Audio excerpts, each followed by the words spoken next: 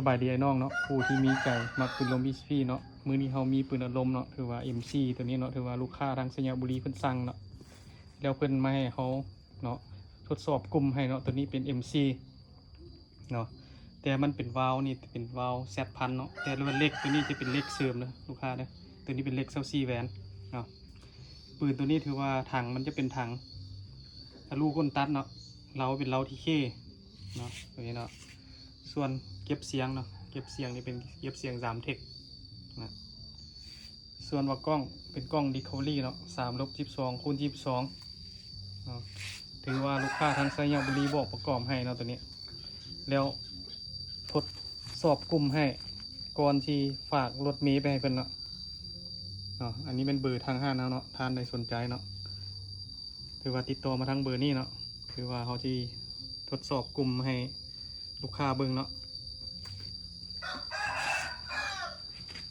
ถือว่าเขาจะทดสอบอยู่ระยะ30 เมตรเนาะ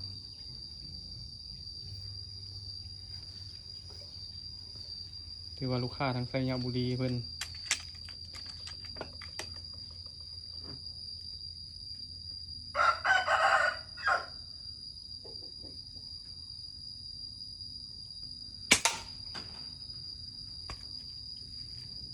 เนาะอันนี้ก็เป็นการทดสอบกลุ่มเนาะ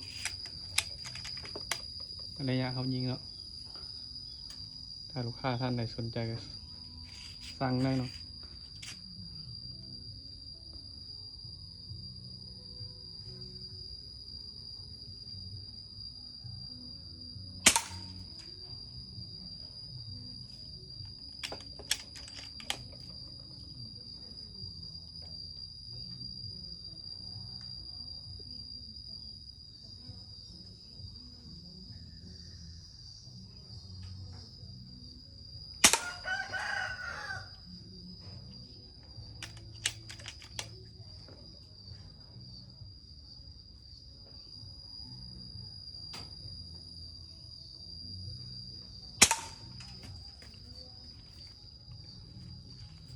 เอาเนาะถือว่าเขาแท็บไปเนาะถือว่า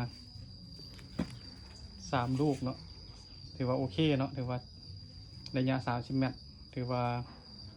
หูเดียวเลยเนาะลูกค้าท่านใดสนใจถือว่าสั่งได้เนาะ